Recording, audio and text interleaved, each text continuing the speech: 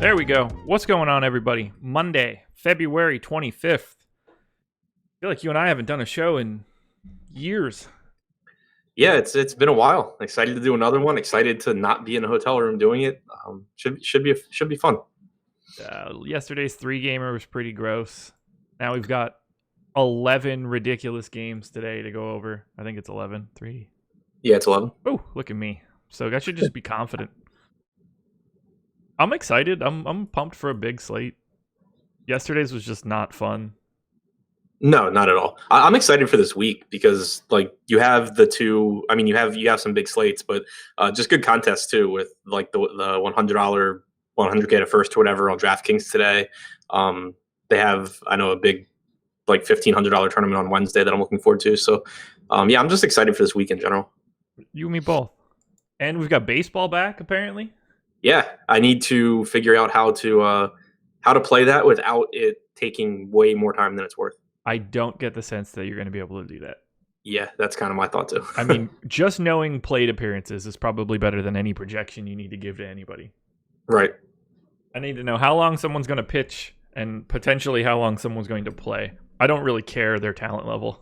Right. I'll probably give it a little bit more thought once it's like a couple weeks before the season and guys start playing, 2/3 of a game and everything. But right.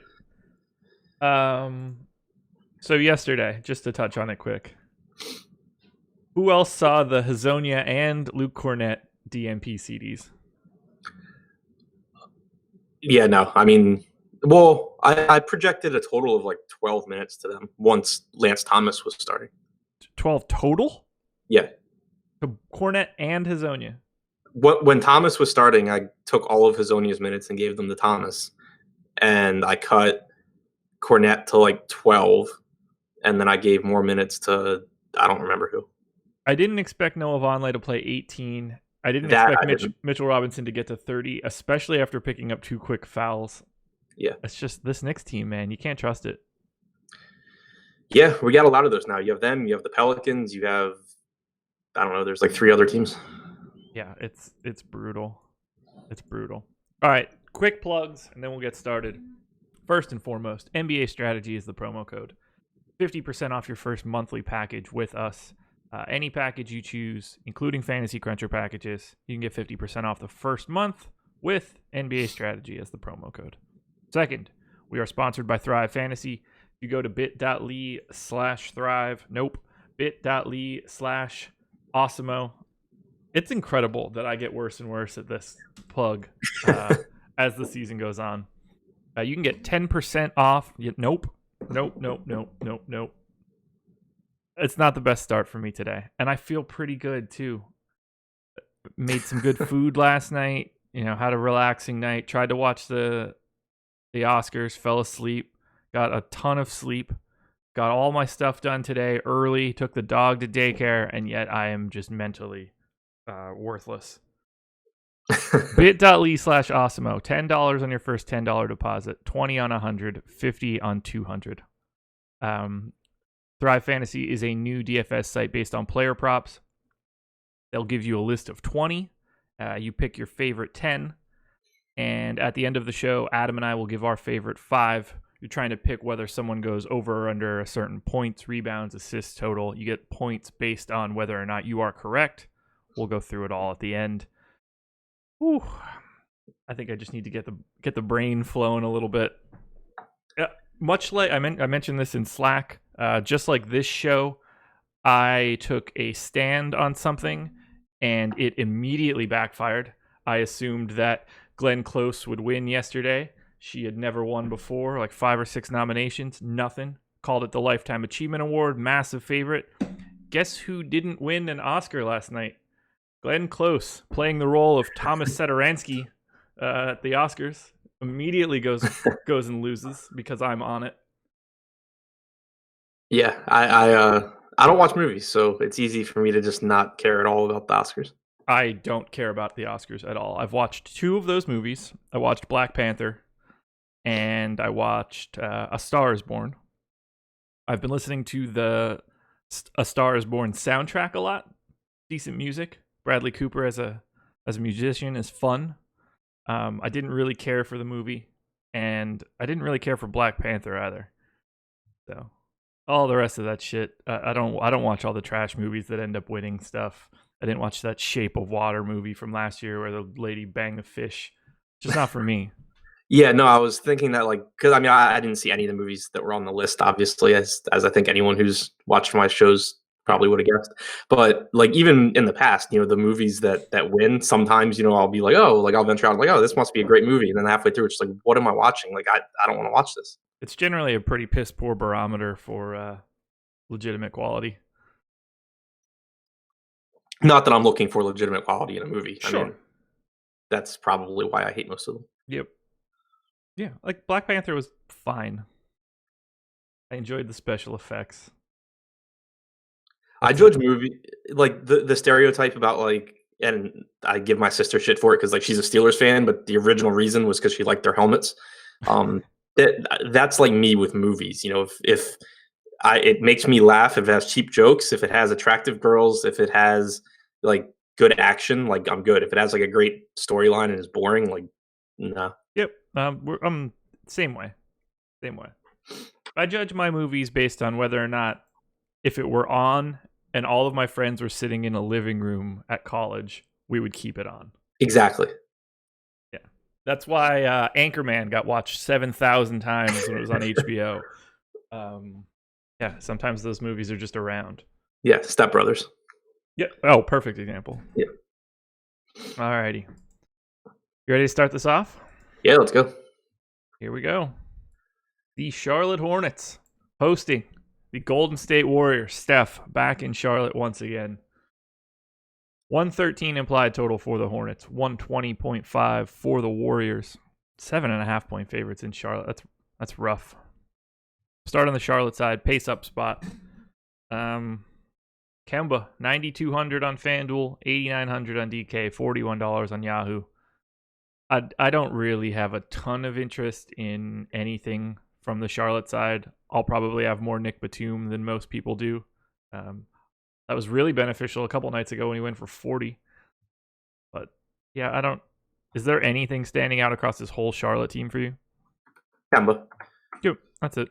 Yeah, I mean, obviously it's not the biggest sample size, but we already know the numbers that he gets with Cody Zeller. He also, going back to last year and, obviously smaller sample this year, when he's out there with Zeller and does not have Jeremy Lamb out there, the usage rate just jumps even higher. The assists go down a little bit, but the per minute production goes up another like 1/10 of a point per minute. And suddenly you're getting like a 1.4 point per minute guy in Kemba. I know Lamb's playing less and less minutes too. Which I don't really understand why, but whatever it is. Yeah, I 100% thought that him going to the bench was some kind of like disciplinary thing or something. Like weird. One game and then we'd be back. I see what you mean. Yeah.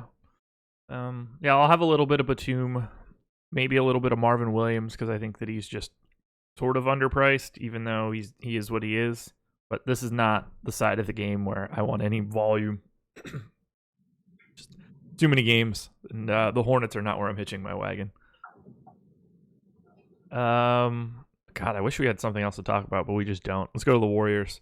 I got the numbers up for Kemba. So he's played 189 minutes this season with Lamb off the floor and with Zeller on. He has a 34.9% usage rate. He's averaged 51 fantasy points per 36 minutes. 1.42. It's similar if you go back to last season.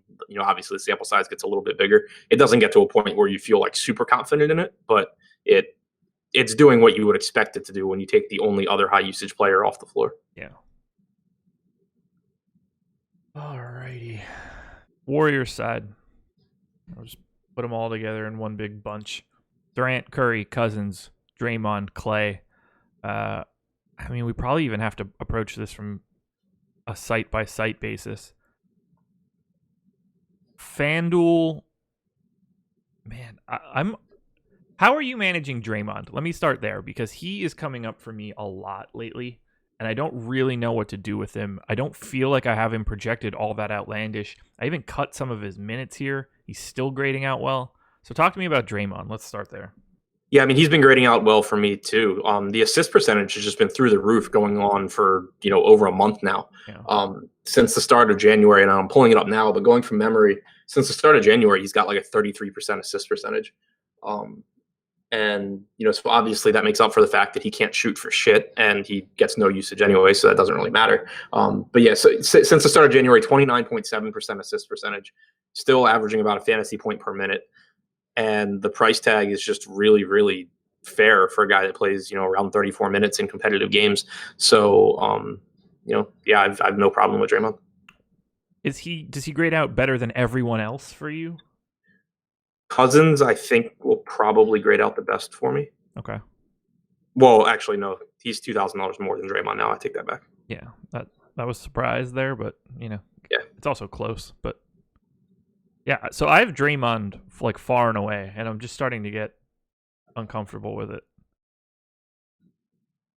And then Durant, Curry, and Cousins are all basically the exact same for me on DK. It's different on FanDuel because of the positions. So I don't know. What else do you like here? So Curry actually grades on DraftKings, at least. Curry grades out better for me than Draymond does. Ooh, okay. It's Curry, Draymond, Clay, Cousins. Hang on. Clay. Yeah. That's incredible to me.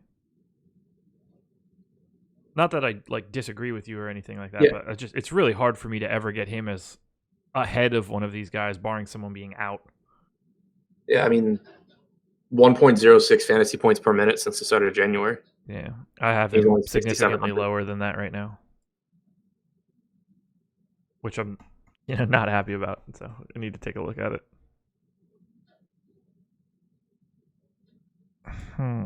Clay. Where are you hiding here?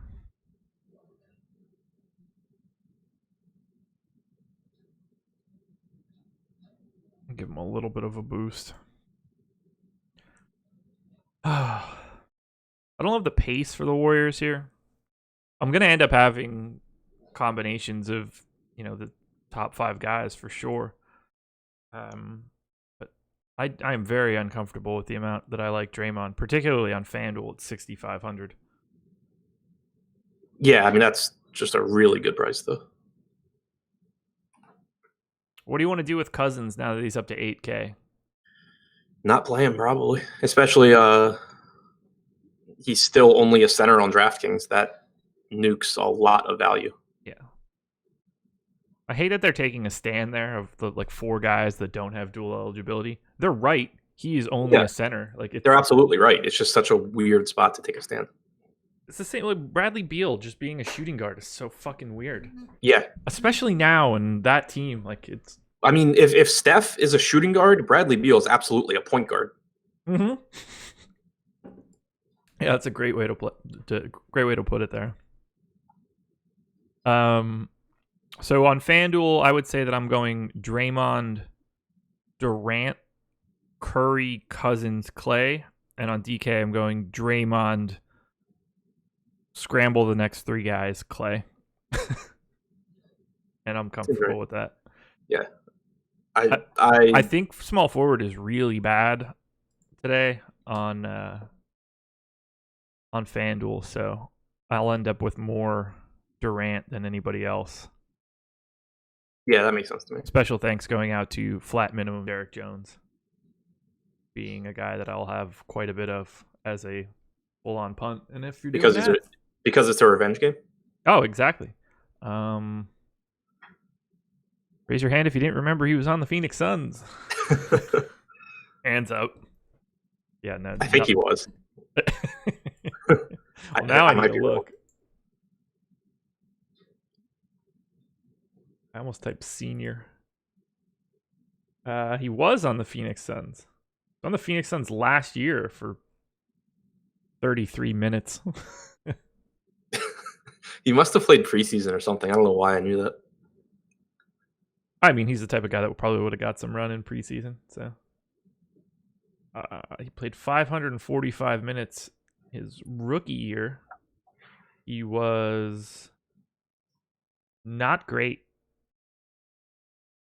And that's about as much time as we should spend on Derek Jones right now. Yeah. So for DraftKings, I just kind of got everything adjusted to where I think I want it. I have Curry number 1, Dre number 2, Clay number 3, Cousins number 4, Durant number 5. But from a ceiling standpoint, I still think Durant is probably better than Cousins. Okay. Just because of minutes. Man, liking Draymond Green is really making me struggle today, but I don't know what else to do. Well, the number you put in his rates, and it spits out a guy that scores a fantasy point per minute, and he plays 33 or more in a close game, and that sometimes that number will wiggle, and you get 45 out of Draymond. I mean, that's all you can do. You can talk all you want about how much you like guys and everything, but numbers are numbers. Yeah. Moving on, unless you got anything else here. Nope. The Cleveland Cavaliers hosting the Portland Trailblazers. 107 implied total for the Cavs, 116 for the Blazers. Is that line out? I had to make up a couple of them. It is. Start on the Cleveland side, where they are 9-point dogs at home. They're so fucking bad. I mean, the first place we need to start is clearly Kevin Love. How many minutes do you expect him to play? What did he end up at last game? I know he 26. had a monster game. Wow, so he actually played what I projected him for last game and just crushed my projection. I also have him in for 26 right now. Yeah, so I assume he plays like 26 to 28. Yeah. I don't really care about him at this point. The only guy that pops up for me, which makes me sick, is Cedi Osman. Otherwise, I don't have any interest in anything from Cleveland. Talk me off of this one. I mean, I'm still very interested in $6,900 Kevin Love. Probably need to look into it, because at 26 minutes, I don't get anywhere near it. My baseline right now has him at like 38 DraftKings points in 28 minutes. 38? So if I cut the 26, I get him at like 36. I've got him at 31. So what is causing that?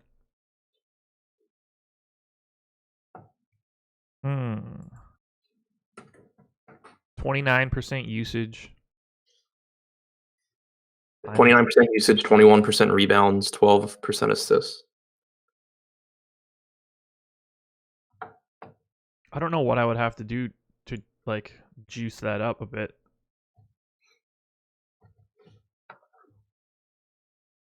I don't have any interest in Love right now. On the surface, I feel like I should, but I have him as like a 1.15 fantasy point per minute guy for today's game. Probably more like 1.25 if they weren't playing Cleveland or weren't playing Portland. I mean, obviously not a lot of games, but he's at 1.4 for the season. Yeah, that seems high, right? No. He's the entire team on both sides of the ball. What do you mean on both sides of the ball? Like rebounding. I meant like defensive. I was like, oh yeah, defensive stalwart. No. I didn't mean that. I meant like he's grabbing all the rebounds and he's doing all of the scoring. Yeah, I'll give him a little juice to his rebounding rate. Yeah, I'm probably still just not going to get there, and I'm not upset about that. They're terrible. The offense is terrible. If I'm not getting them, I'd rather be wrong than chase the Cavs. But that one is the only piece that does make me nervous, and the fact that $4,800 Cedi grades out well for me on FanDuel.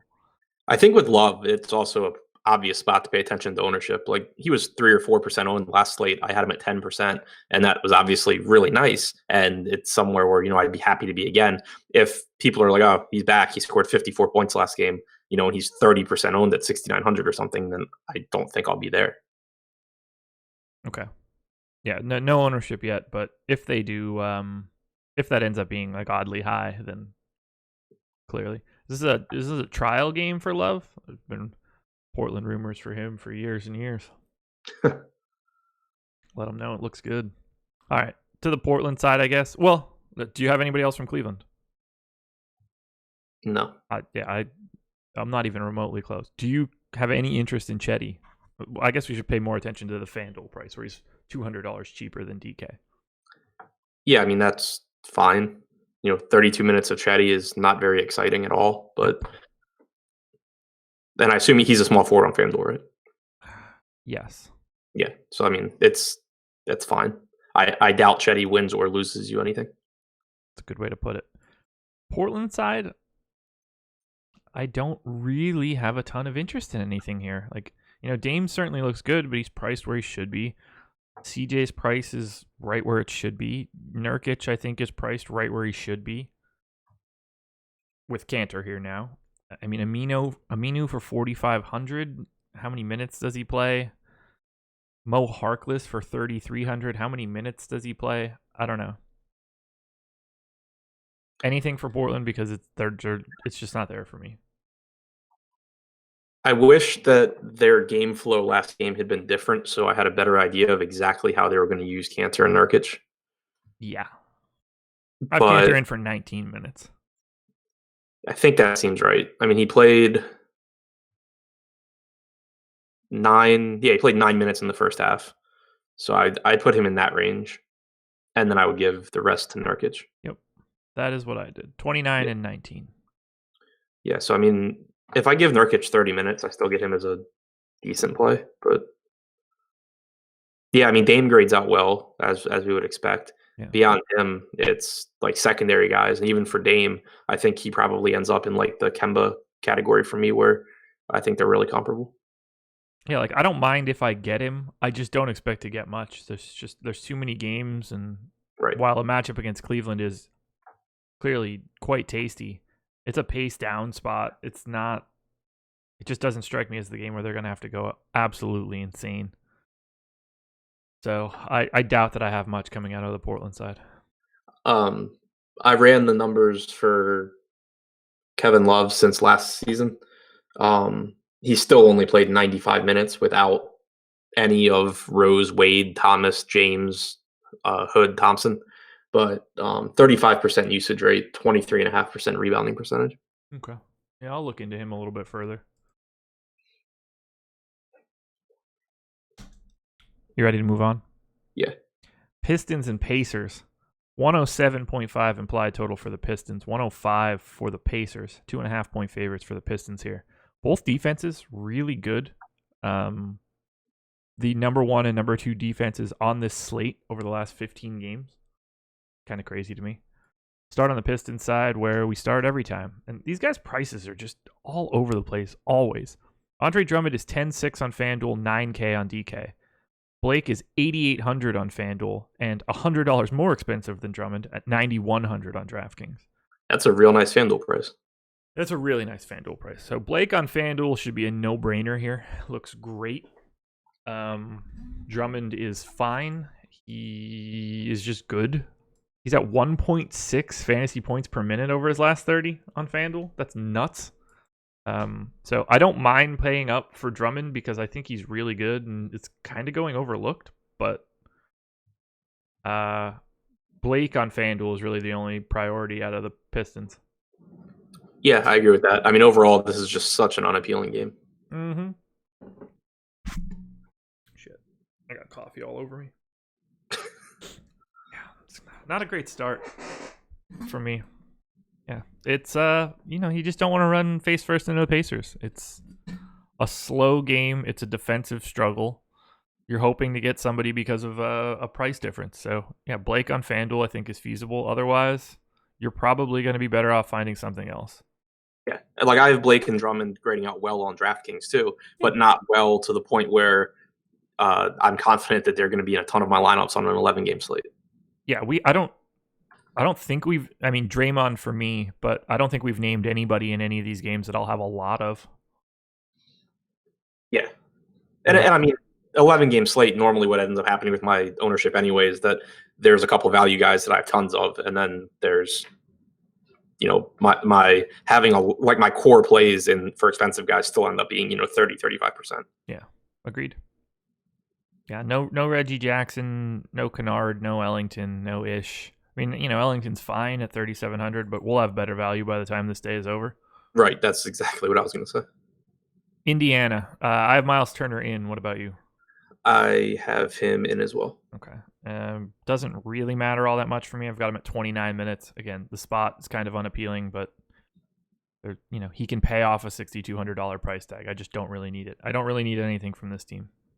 Yeah, Turner would be the guy for me. If he's out, then Sabonis becomes the guy for me. But other than that, if you get to some Darren Collison or some Thad Young, then that's fine. But as far as my favorite plays, it's whoever's starting at center. Yep. Yeah. So if Turner's out, you guys know what to do. And by starting, I meant Sabonis, not O'Quinn. Right. I don't mind using Tyreek Evans as a flat minimum punt on FanDuel, but it's not like the sort of thing that I'm really worried about pointing out. February 25th, and you're still touting Tyreek Evans. Flat minimum. Just slot him in there. If you're going to use a flat minimum person at whatever position he happens to play, because it could be one of three, and I don't know it off the top of my head. There are worse things to do. Ownership is up. Ownership is up. Yes, it is. There's my message. Oh, it came to both of us. Let me get this loaded in here. Then we can continue. I'll circle back and hit anything that stands out for the first two games. Clear. Ooh. That's not what I expected.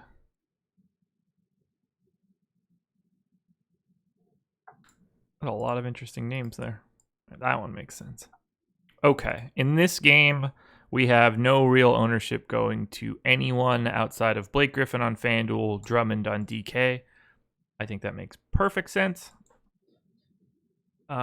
Charlotte, Golden State. A little bit of ownership to Kemba, a little bit to Batum. Miles Bridges for 3,700 on FanDuel standing out. Then we've got Durant, Curry, Cousins, and Draymond at 10, 12, 12, and 14 on FanDuel, so bunched together. They're similarly bunched together on DraftKings. Nobody coming away as like a major chalk play. On the Cleveland side, it's just Chetty. On the Portland side, no one above 10%. So it looks like, at least based on the public, we are right in line. Cool. Brooklyn Nets hosting the San Antonio Spurs. 116.5 implied total for the Nets. 114.5 for the Spurs. So let's be clear here. The Brooklyn Nets, even though it is a home game, favorites against the Spurs. Come a long way, Brooklyn. You've fallen a long way, San Antonio. Oh, God. Crazy pricing for this Nets team on DK doesn't mean that I'm happy about it. Russell, I think, still looks fine at 9,100 on FanDuel, 8,400 on DK. He's pretty popular. Jared Allen for 5,100 on DK, also a little popular. After that, you got to start guessing. Is it Harris? Is it LeVert? Is it Damari Carroll? Besides Russell, where are you looking here? LeVert. I mean, they had said that he was going to get more minutes. He played like 26 in 2 games ago, but then he played 30 last game, and I just think he's more underpriced than Russell is. Like 8,400 for Russell, 54 for LeVert. You have to keep in mind that Russell should take at least somewhat of a hit with LeVert out there. Obviously, that did not happen last game when he had a 46.7% usage rate, but I don't think that is the case long term. I think you do see a hit in his assist percentage going forward. So where you have Karis LeVert on DraftKings for $3,000 less playing comparable minutes, I think that LeVert's a good play. How many minutes did you give LeVert? 30. All right, we might have to talk through minutes here. What do you have Russell at? 33. Okay. I have 32 there. I only had LeVert at 28, so if I can get up 2 more minutes, that would be great. I don't think I have to mention Harris. Allen and Ed Davis don't really matter. Damari Carroll.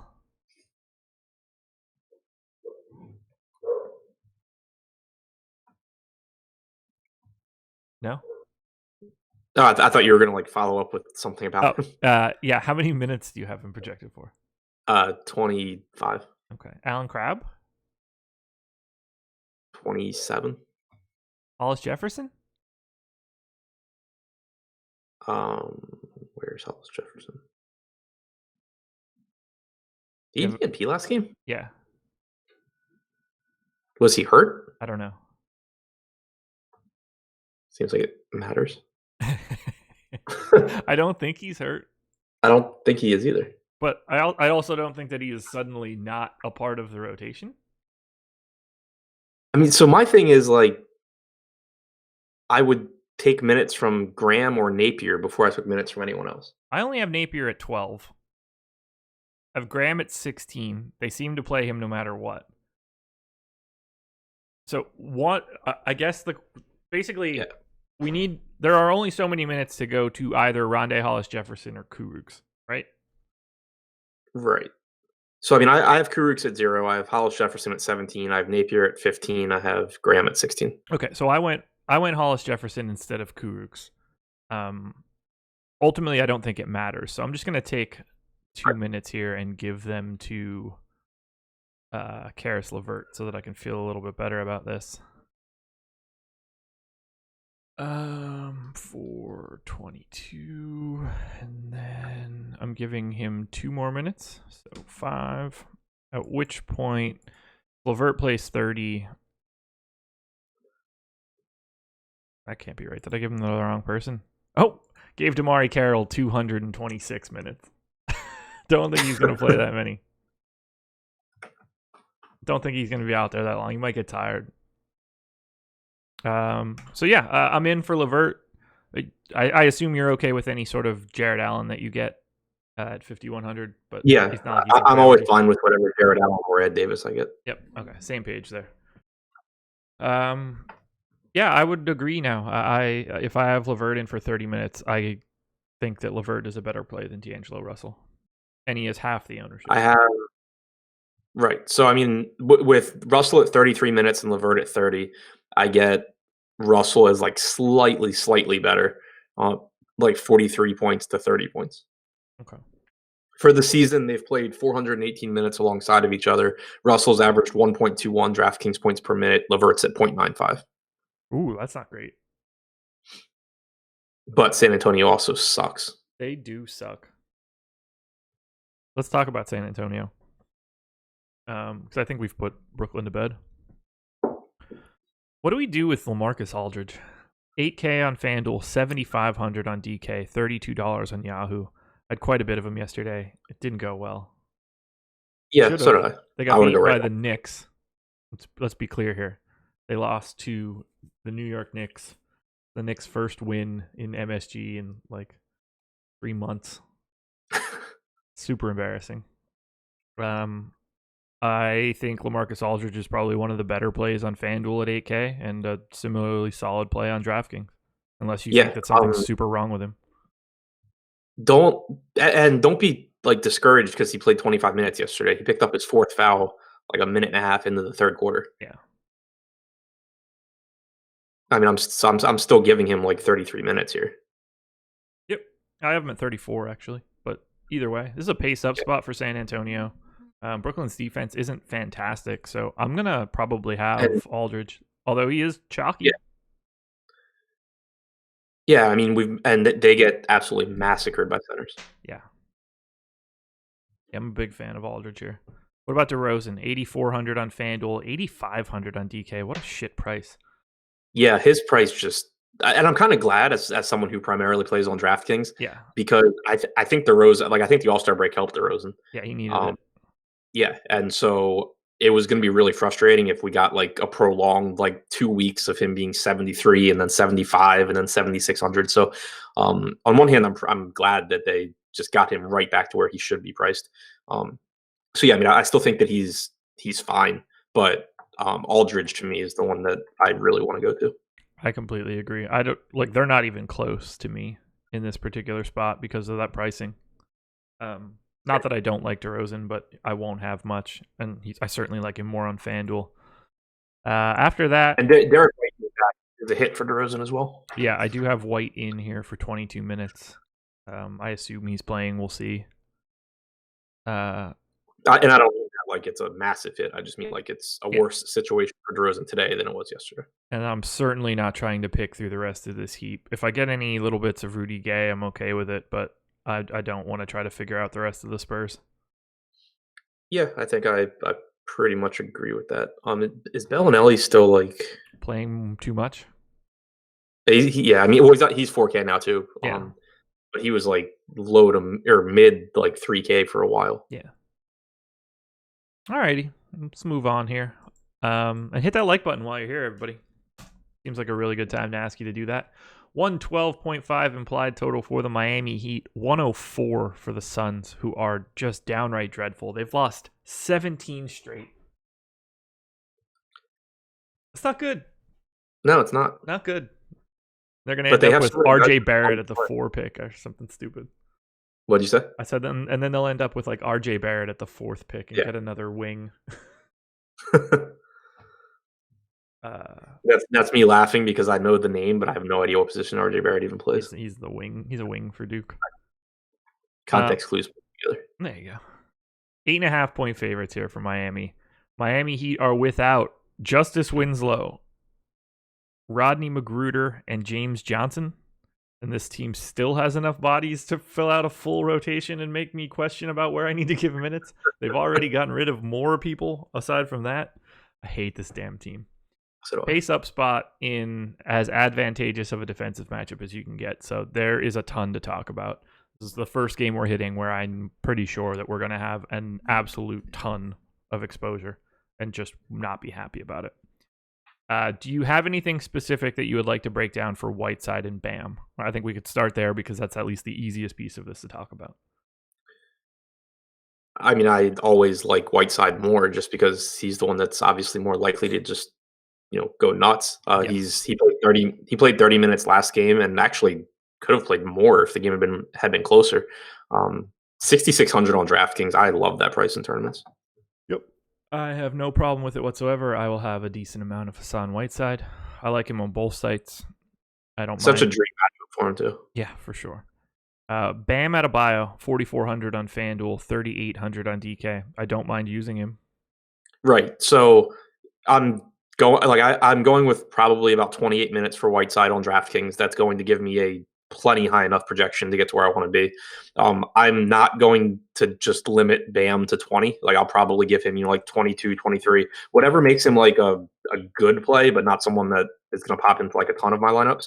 But on DraftKings, the fact that he's power forward makes him more valuable. So in lineups where I don't have Whiteside, I do like the idea of having Bam because there's plenty of ways that this game plays out where it's a completely normal game except for Bam plays 24 minutes. Yep. I have them in at 26 and 22, and that was mostly because at 26, I still get Whiteside more than I get the public. At 22 for Bam, I get him more than the public, so I'm right where I want to be with those guys. Yeah. Yeah, and that's pretty much the way that I would want to approach it also. Okay. Josh Richardson needs to be talked about. He is 6,400 on FanDuel. Grades out fantastic for me. I have him in for 36 minutes. He's 5,800 on DK. Also, fantastic grade. $23 on Yahoo. Love him there. He is at 0.77 FanDuel points per minute over the last 30 days. I have him projected miles ahead of that number. Where's the truth? What's wrong with Richardson? Does this make him better or worse? Having all of these guys. Yeah, he's been awful. I assume that Winslow sitting would be better just because it's more ball handling, but you still have, Wade and Dragic both obviously coming off of the bench. So at least with that first unit, he's the guy. It's probably not too surprising that his per minute production has taken a hit with Dion Waiters back. Waiters just kind of the sort of player that I would expect to cause multiple teammates to take a per minute dip in production. But yeah, I mean the price tag on Richardson for me has gotten to a point where I'm still going to get a lot of him. Yep. Okay. I'm on the same page here. It doesn't excite me, but this is just too good of a spot. So yeah, and the minutes are still there. Yeah, I've got him at 36. There's no reason it's not 38. Yep. For me, I'd be more surprised if it went lower than higher. Yep. All right. Next guy that's popping up a ton, and this one's really easy, I think, as long as we're on the same page for minutes. Derek Jones is the flat minimum on FanDuel. He's 3,400 on DraftKings. With James Johnson out, and with all of these guys out, really, there's plenty of playing time to go around. I put him in for 26 minutes. If that's the case, he's probably the best value on the board as of right now. Yeah, I have him at 28. But same idea. Okay. Yeah, I don't. It's the perfect kind of spot for him too. Like he can pick up defensive stats here. He can get to the rim. He can just kind of play his style of basketball. Yep. Couldn't ask for much more for Derek Jones. Don't overthink on FanDuel. Don't overthink it. Like, don't even think about playing anybody else as a punt-ish small forward. Just take the flat minimum and go with it. On DK, though, for right now, 3,400 is without question the best valued price guy that's out there. So I'll have quite a bit. We're not even close to done on these stupid Heat guys. Lovely. Out of this group, Wade, Waiters, Olynyk. Where are your preferences lie? Okay, so hang on. I'm going to kind of backtrack real quick on Derek Jones. Not that I don't like him. I'm gonna cut his minutes a little bit though. I realized that he picked up 5 minutes because of Kelly Olynyk foul trouble in the second quarter last game. Okay. And then he also picked up the blowout run at the end. So he got 9 minutes that he wasn't going to get probably. So I might just go in like the 24, 25 minute range. I'd love to know who you're giving the rest of those minutes to. Are you a big Duncan Robinson fan? You think Ryan Anderson gets a couple more minutes? Right. So, I mean, Kelly Olynyk gets more minutes. I've Olynyk at 26 right now, and he's the best play on the Heat on DraftKings. I have him at 28. I think that might be low. Okay. I don't disagree there. Yeah. So basically, last game you had 16 minutes go to Rodney McGruder. Other than that, everyone who's not playing today didn't play last game. I assume Goran Dragic picks up more minutes than he played in that game. Probably not a lot more, but low 20s. I gave him 22. Yeah, that's what I was thinking. So, Duncan Robinson played 12 minutes last game. He probably plays 14 today. That's what I gave him. I gave Ryan Anderson a couple too. Yeah, I'm not doing that. Okay, well then there's plenty of minutes to go to Derek Jones. I got Derek Jones to 26 by giving Ryan Anderson 6. So I've got a ton of wiggle room there. Yeah, no, my point with Jones was basically that because my first thought looking at Popcorn Machine was he played 27 minutes last game, and that was with McGruder playing 16. But he played 27 minutes, but that wasn't what he was intended to play. Right. Yeah, I think they're missing too many bodies. I assume he plays a ton. Yeah. In that Waiters Olynyk group, it's Olynyk by a mile on FanDuel at 4,600. I don't even think that you could really have the discussion to try to put Wade or Waiters ahead of him. On DK, it's a little bit closer. I like Waiters quite a bit at 4,700. So does the public. All three of these guys, 18, 20, and 18% expected ownership on DraftKings right now. Olynyk is the clear star for me, then Waiters, then Wade. Do you have a different order or priorities? I have Wade. I have Wade and Olynyk both projected for 28 minutes. I think I might go to 30 on Olynyk actually, because I know he only played 23 last game, but again, he lost 5 minutes to foul trouble in the first half, and then he lost 3 minutes to the blowout. So he lost 8 minutes there. That would have been about 31 and a half minutes. So I think I'm gonna go ahead and go 30 on Olynyk, which makes him the best out of the group, just very, very slightly ahead of Wade. Ahead of Wade? Yeah. How many minutes did you give Wade? 28. Okay. Yeah, I don't have Wade that high. He's clearly still in play for me, but he is the lowest of the 6 guys that I think are good today for the Heat. Yeah, he's my second favorite play on the Heat. Okay. More than Waiters? Yeah. Okay. How many minutes did you give Waiters? 34. Oh, Jesus. Man, we are all over the map today because I only have him at 32, and I massively prefer Waiters. Huh. I think I need to bump his rates, though. He's been at 0.74 fantasy points per minute over the last 30. I have it a bit higher than that. Okay, yeah. Now I have him where he should be. I still have him. So I have it right now. Hang on, let me get Derek Jones. I wish his name was Mike Jones. I would love to make that joke constantly. Yeah, so out of the value guys, I have it Olynyk, Wade, Waiters, Jones.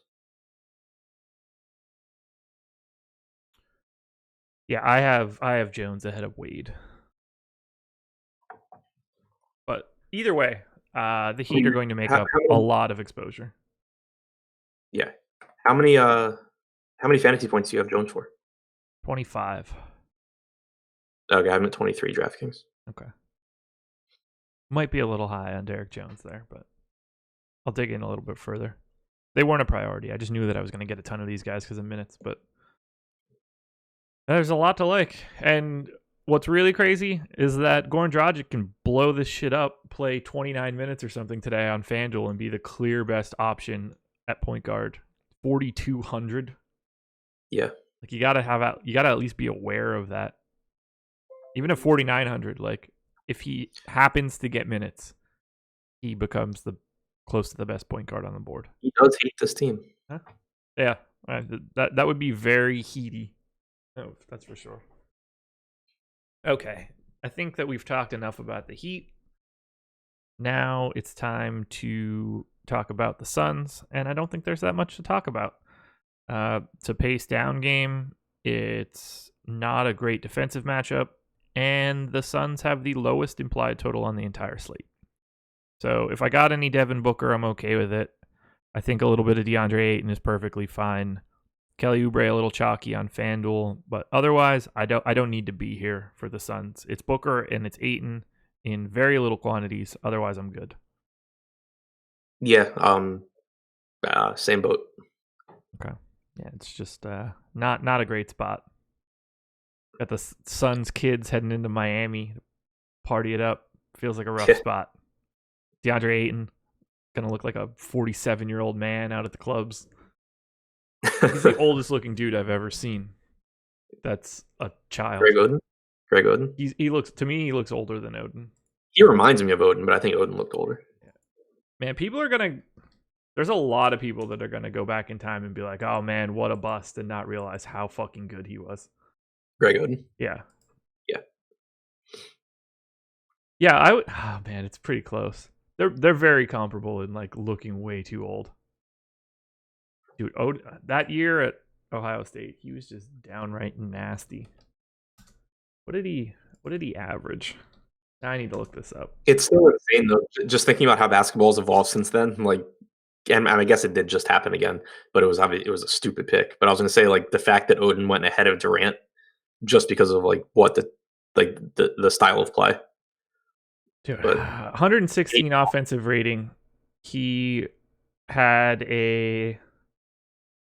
was 10th in the entire country in block rate, top 30 in offensive rebound rate, defensive rebound rate, a 63% true shooting. He was just nasty. Shot 63% from the line. So on KenPom, he'll list similar player seasons to that guy, based on stat profile, who they played, whatever. Here are the 5 comps for Greg Oden's freshman season. By the way, ex-Cossack, Oden was not drafted too high. He was drafted exactly where he should be. He was drafted one spot too high. Diamond Stone is first on Oden's list. And then Maryland. And then it gets a little squirrelier. Karl Anthony Towns, Andre Drummond, Joel Embiid, Steven Adams. Yeah. So basically, how is Diamond Stone not sticking around somewhere? Yeah, Diamond Stone, pretty nasty. I mean, the numbers were fantastic. 75% from the line, 6'11". Solid block rate. Where are you at, Diamond Stone? So Odin was nasty. I mean, we didn't know at the time that like one of his legs was a full inch shorter than the other or something stupid. We didn't know that he Right. was going to develop a really horrible substance abuse problem. There are things that we didn't know were coming. He was like, he's everything that everybody thinks Joel Embiid was defensively. Craziness. He's still not Kevin Durant, but yeah. There's a lot of revisionist history on Kevin Durant. Not that he wasn't fantastic, because he clearly was, and he was clearly a potential top 2 pick. That's not how I mean this. I never felt that anyone talked about him being the sure thing that he turned out to be. There was always the, like, he's too small and thin. We got PJ Carlissimo playing him at the fucking 2 his rookie year. Like, it wasn't as obvious as it seems now. What did Durant do now that we're here? Durant's 5 comps. You ready? This is a fun one as well. Jabari Parker, Michael Beasley, Jason Tatum, Carmelo Anthony, Brandon Ingram. That's ugly. No Diamond Stone in that group. But he was nasty. Took a ton of shots, super efficient. He shot 200 threes at Texas. That's nuts to me. He shot 40% from 3.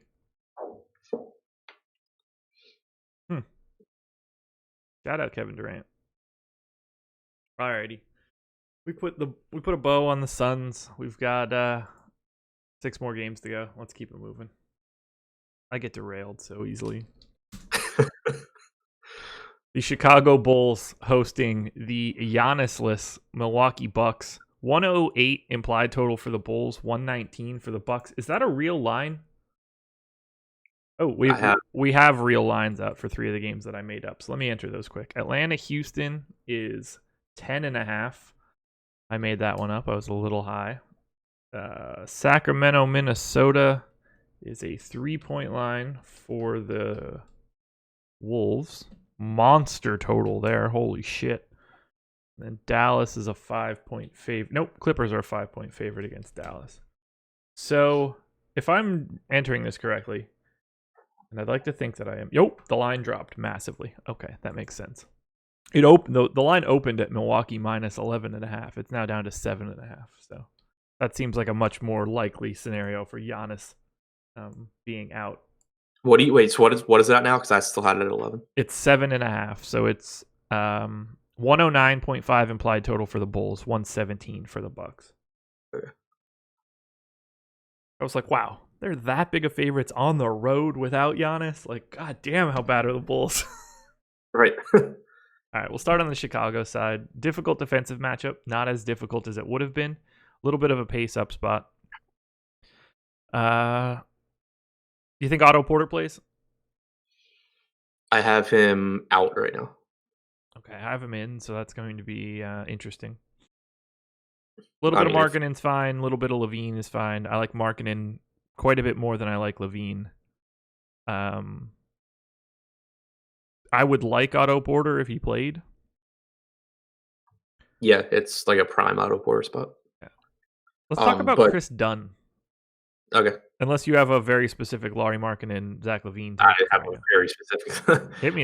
Yeah. I was just going to say that you said a little bit is fine, and I was going to change that to an absolute ton is fine. Of who? Lauri Markkanen. Okay. Yeah, that I'm okay with. Yeah. Rebounding rate is through the roof. Minutes are through the roof. It's a good matchup for him in terms of shooting, and Giannis being out obviously doesn't hurt. Yeah, he's playing out of his mind. His price tag has dropped 2 games in a row on DraftKings. Yeah, it's craziness. Yeah, I have him like right now as one of the best plays on the entire slate. Wow. Okay. I don't disagree that he's a good play. I don't have him nearly that high. I have him at 48.5 DraftKings points. I have him at 44. So yeah, that is a pretty gigantic chasm between the two of us. He's played since the middle of January. He's played 409 minutes without Parker or Portis on the floor. 26.1% usage rate, 18.9% rebounding percentage, 1.22 fantasy points per minute. And he's playing like 37, 38 minutes. Okay. I'm going to have to probably bump him up a little bit, at which point he will grade out even better. Trying to take a look at the on-off stats for the Bucks with Giannis to see how big the impact is. So Giannis... It's going to be misleading because it's not going to give enough minutes to Nikola Mirotic. I just wanted to see like the impact on the team itself. Oh, I was just thinking defensively. I don't know. Defensive rating drops 4 points with Giannis off compared to on. Yeah. So I just want to see if anything went like clean off a cliff. But nothing really. Like when he's off, like he's plus 7.2, but they're fine when he's off. So nothing crazy. Yeah, I'm in for Markkanen. I'm gonna take a closer look. It'll definitely go up just by like really digging in, but he's still grading out as the best play from the Bulls. Except for Chris Dunn on FanDuel. Quietly love this game. Yeah, well, it's not going to be too quiet on the other end, at which point I'm going to need to also adjust out Milwaukee because I have Middleton way too low right now. What's up with Chris Dunn's minutes, first and foremost? And secondly, do you like him at 5,800 on FanDuel? As far as the minutes go, Ryan Arcidiacono is just too good to keep on the bench. But couldn't agree more. Dunn hasn't been playing well. I still think that I'm going to project him for about 30 minutes. Okay, so I have him in for 32 right now. Am I crazy? No. If he plays well and the game's competitive, that's what I would expect. I have Markkanen at 37 minutes. I have Levine at 36. Assuming that the game stays close enough for both of those things to happen, if Dunn plays well, he gets, you would think, 32. But I don't know. They have so many guys now that Boylan's just rotating in there that it makes me nervous. All right, I'm gonna walk him back an extra minute. Give it to, I don't know, someone. Yeah, I'll join you. I'll go 32. Well, now I don't want to be there. I'm gonna give it 31 just to give it an odd number. And we'll give an extra minute to Shaq Harrison. Okay. All right. Well, I'm less over the moon about Chris Dunn then. I want him to be better, but he's just never going to be better. Yeah, I mean, I have Dunn even at 5,700 and in 32 minutes, I still have Dunn just light years behind Markkanen and Levine. Sure, I don't disagree there. So if Otto Porter plays, I think we both said we agree that he's a good play in this spot. Yep. What do you like when he sits? I mean, I think Wayne Selden plays a bunch, but that comes with the caveat also that he's Wayne Selden. He's Wayne Selden, and that doesn't have to happen. They have TLC. Yeah. They have Shaq Harrison. They can do whatever the hell they want with this rotation. How great would it be if they could actually play TLC and Left Eye's Alive? So they, instead of putting out actual person TLC, they put out all three women. And they can play 8-on-5. It's 10:23. I am not baked yet. I was giving you the benefit of the doubt. Right, anyway, and then Left Eye burns down Andre Rison's house again. All right, I'm done. I'm done now. Go back to what happens for the Bulls if Otto Porter sits. I'm gonna mute myself for a bit. Best guess if Porter sits is that we get around 30 to 32 minutes from Selden. Looking at the game against Boston, it's weird because Shaq Harrison started the second half with Porter injured, but he only played a stint to open the third, played almost 7 minutes, but then never came back in. You got Selden playing the entire rest of the game, the final 17 minutes. I think you would probably get a little bit less from Selden, a little bit more of an uptick for Harrison, probably a little bit more for TLC, but somewhere around 30 minutes for Selden, I think. Okay. I am updating rates as we speak, so I'm going to throw it to you for Milwaukee. No Giannis. How do you want to divvy up all of your exposure? Because these guys are popular. Bledsoe, Middleton, Brogdon, Lopez, Mirotic, all 10% or higher on FanDuel, capping up Bledsoe at 20%. On DK, Bledsoe, Middleton, Brogdon, Lopez, all 15% or higher, with Brogdon at 23% being the chalk. Mirotic only at 8% there. So how are you chopping up the Bucks without Giannis? Yeah, I mean, I think they really all should be popular. Like, they're all really cheap. Yep. I'm updating the rates too, but like Bledsoe, Monster probably, assist rate.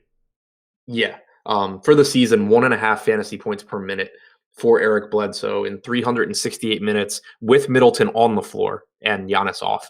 I always kind of try to make sure in this particular situation to get the two of them together, Bledsoe and Middleton, just because they both go through the roof if like Middleton's out there without Bledsoe or Giannis or vice versa.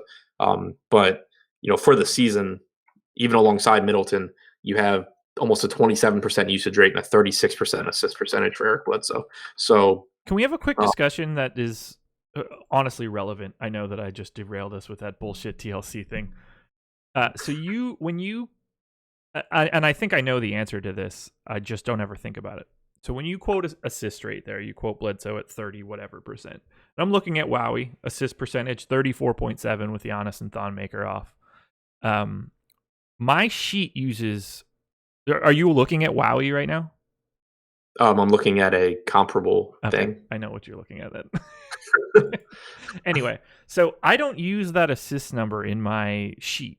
I have his assist rate at 11.6, and they're measuring the same things. These columns are next to each other in Wowie. What are we dividing by that's different? Because I'm going. Eric Bledsoe gets 11%. Has an 11% assist rate on every possession that he plays. So on all the possessions that he's on the floor, 11% of them end in an assist. Is yours just on possessions used? I think so. Okay. That would make sense to me. But we talk about it pretty regularly, and I just I don't have the same rates in my shit. So when you say it, I have no natural translation in my brain. Yeah, I just used the number from Wowie comparable thing. Yeah, which I understand. But there was a stretch where I was just like, why does he keep quoting these monstrous numbers that I do not see? So I assume that it's just possessions used for that assist rate, which would jack it up quite a bit. And what I'm using is just natural possessions. I don't know. I've been wanting to bring that up just to make sure that I wasn't crazy. Yeah. Okay. All right, let's get back to it. Where were we? Something about the rest of the Bucks. I don't know what you just said. I was talking over you again. Oh, I said Bledsoe is a monster. Way to slow the show down and talk about something no one cares about. It's not about someone caring about that one. Yeah, Bledsoe is a monster. He's been so good this year. Yeah, he really has. And I mean, it's just Giannis being out is just such a big thing because not only does it obviously give more productive minutes to all these guys, but the Bucks are just so damn good and they blow out so many teams that it's just it obviously lowers the risk of a blowout now that you have a road game without the best player in the NBA. Ooh, best player in the NBA. That's where we're going? Or second best, Paul George. I like the answer. The best player in the NBA a year from now. Safe bet there. All right, I'm finishing tweaking off these last rates here. Brook Lopez, that can go down a little bit. Don't give a shit about DJ Wilson, Eric Bledsoe. Man, Bledsoe doing it all without Giannis on the floor. Holy hell. Even the rebounding rate goes through the roof. Ilyasova getting boards. The point there, and again, it doesn't have anything to do with predicting blowouts. It's just that when you look back through game logs and you constantly see 27, 28 minutes from Bledsoe, it's because the game blew out. In competitive games, you're getting 30 to 32 minutes, and the likelihood of this game staying competitive just goes up so much without Giannis out there. So you're getting 1.5 points per minute and probably an extra 4 minutes. Yeah, that's a great point. How many minutes do you have Bledsoe playing? 32. Okay, so do I. 34 for Middleton. Yep. 32 for Brogdon. Yeah. Perfect. 30 for Lopez. Dude, Middleton's usage rate with Giannis off is just comical. Speaking of Lopez, are you giving Robin? I'm giving Robin 30 minutes again. I think I have him at like 26 or something like that. I had him at 28, and then I just remembered that I made the joke last time they played about I wonder if Boylan lets him play 30 minutes, and he did. And he's actually been playing like 30 minutes a game anyway, so I'm going to just put him there. Yeah, I have him at 27, so something I'll look at, I guess. It actually makes him a reasonable value play. Obviously, opportunity cost through the roof, but all right, I've got my updated rates in here for these guys. On FanDuel, it's Bledsoe by a mile, then Middleton, then Brogdon. On DK, it's Middleton by quite a bit, then Brogdon, then Bledsoe. You have Middleton as your top play on DK? I do. I have Bledsoe breaking the slate. So you have Bledsoe projected for more fantasy points than Middleton? Like full stop? Yes. By like 6. What do you have him at? 44. Okay, I have him at 41. So you have Middleton under 40? Yeah, I have Middleton at 39. Oh, okay. I have him at 42 and a half. Been so damn good without him on the floor. So what do you have his usage at? 29.2. Okay. I have it at 29.3, even though it's been 31.2 with Giannis off. Either way, Middleton, Brogdon, Bledsoe, you should have all three of those guys with a solid amount of volume. I don't have too much interest in Brolo. You? Not a ton. I mean, I have him at 30 minutes. He obviously could go nuts here. It's just that the position's tough to trust him at. Yeah. And then Mirotic is probably like, I just don't trust the minutes right now. Yeah, I really have no idea what to do with him. He's 5,400, which at least on DraftKings, which is nice in that I don't feel quite as scared if I don't have him, but I still think that I'm going to want him. Like, how many minutes do you have him at?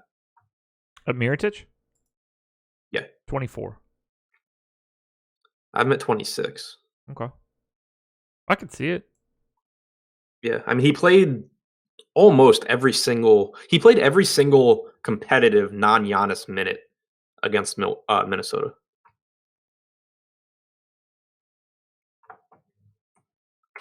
All right. I'll give him 26. Yeah, he still doesn't grade out like crazy for me. Probably should, but I also don't think that he's going to have 1.44 fantasy points per minute like he's done the last 30 days. Right. I'm going to use his rates from the Pelicans, I think, to try and approximate this because if anything, that probably puts me a little low. Yeah, I probably should go up. Maybe I wonder if I can get his rates without Anthony Davis. Because that seems pretty comparable. Like if he's out there playing with Drew and sometime with Randall, to playing with like Bledsoe and Middleton. Yeah, that seems about right.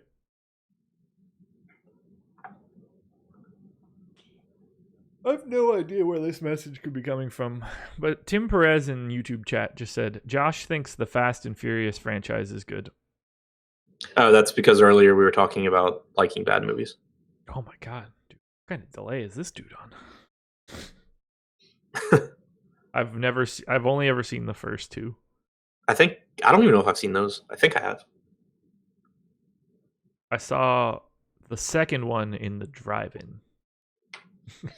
Triple X though is a good movie. That I've never seen. That was not a serious comment either, but okay, you just love your Diesel. I saw it. Do you have any interest in anybody else from Milwaukee? Ilyasova, DJ Wilson. Do you think anybody else gets enough minutes to matter?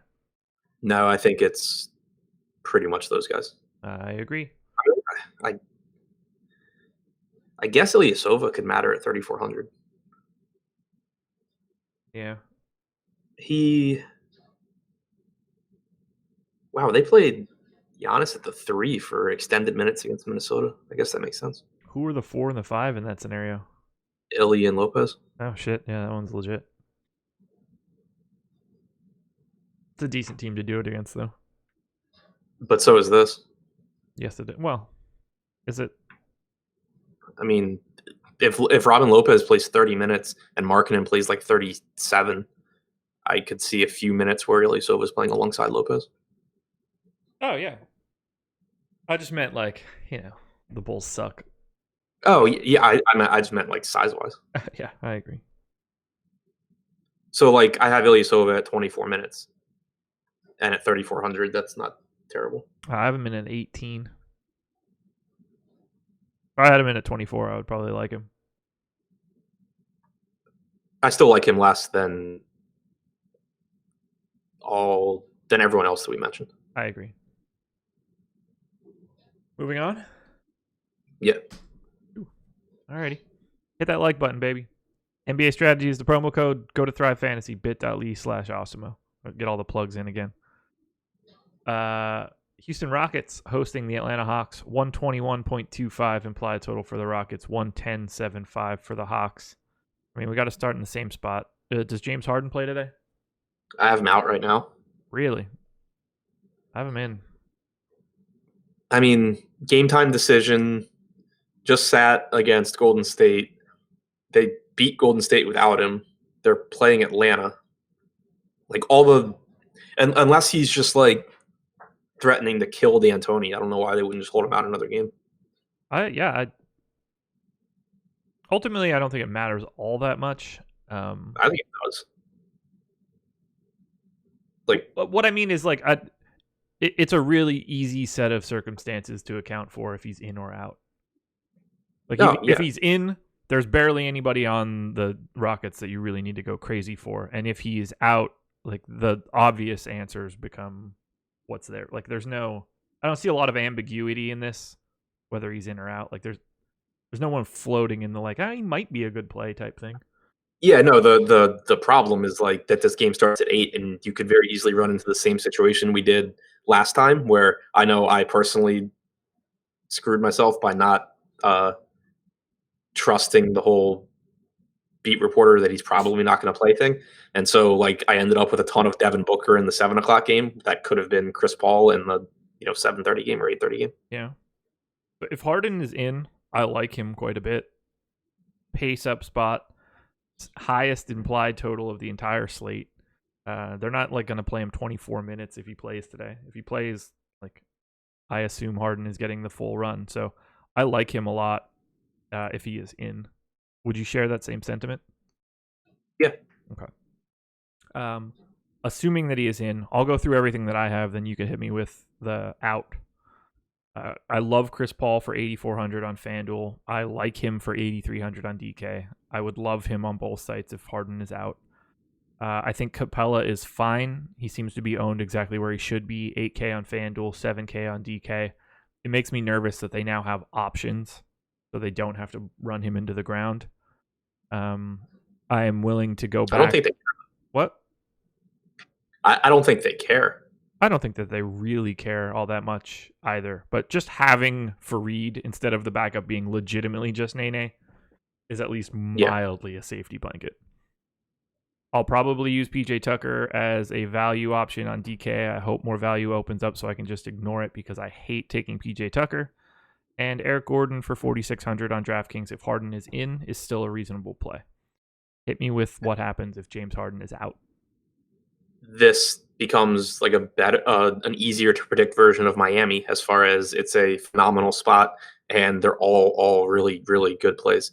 Paul becomes like the best play on the slate. Yep. If like even ahead of Bledsoe for me, barely, but ahead of Bledsoe. Capella, I think, is a great play. I have him at 34 minutes. Last game he played 28, but he did get a third foul in the second quarter, so he lost 6 minutes there. I think he gets around 34 minutes. How many minutes do you have Fareed playing? 32. Hold on. You have Fareed playing 32 minutes? Yeah. And Clint Capella playing how many? 34.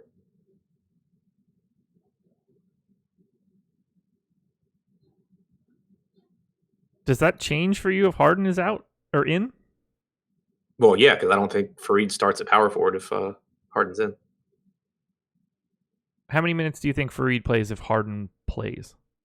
20 to 22. Okay. We're good. Yeah. Yeah, I mean, last game, like with Harden out, 33 minutes for Fareed, 28.5 for Capella. And even when Capella got in foul trouble in the second, Fareed only picked up 3 of those 6 minutes that he lost. What was I looking at? Oh, okay. And Fareed actually got in a little bit of foul trouble in the first quarter. And this is another big Atlanta front court that they can if they're going to go Fareed and Capella against the Warriors, they absolutely should be doing it here against Atlanta. I agree with. And I projected this really poorly. How many do you have Shumpert playing? No. Okay. So I have Harden and Shumpert in. You have Harden and Shumpert out. At least you're getting 2 different perspectives here, people. Alrighty, so let's cut that down. How many minutes do you have Nene playing? 15. Okay. And if Harden plays, do you think he gets DNP'd? Or close to it? Yes. I don't remember what they did the game that Harden played. Played 5 minutes. Fareed played 18. Capella played 33. Okay. Adjustments are in. Okay. I mean, I'm still exactly where I was before. The Harden and Shumpert news are essential. Did you see the Shumpert quote this morning? Nope. He said, I don't know if it was quoted this morning, but the quote was reported this morning. I just need to run and do stuff. I haven't really tested it out now. We've been doing strength work. I'll be able to do a little running Sunday and Monday, see how it responds, and go from there. Okay, so he's not playing. Right. That's my takeaway. Yeah, it's the right takeaway. They also have, it says 3 games in 4 nights, so I would assume he does not play. Also makes me think that Harden does not play. Or not, like, it's just another reason where if you're going about it logically, like, are they going to bring Harden back for this game? I would lean towards no. If they play tomorrow and then play again on Thursday. I would assume that that's the case as well, but I think that if James Harden wants to play, he ends up playing. So right, yeah. I mean, that's like my guess is that D'Antoni does not want to play James Harden tonight. That seems like a safe bet. All right, I took Shump out. Doesn't make me like Gerald Green or Austin Rivers or anything, so it really doesn't matter. Just solidifies I think minutes. The biggest Shump thing is that it makes me feel more confident in Kenneth Fareed's minutes. Yep, I agree. I have Fareed in for 24 now, and that's with Harden in. So yeah, I think that's pretty reasonable. Yeah. Yeah, so I mean, Tucker is fine. Rivers played, 34 minutes last game. He's cheap, but clearly takes a backseat to like at 3,500. Rivers is fine.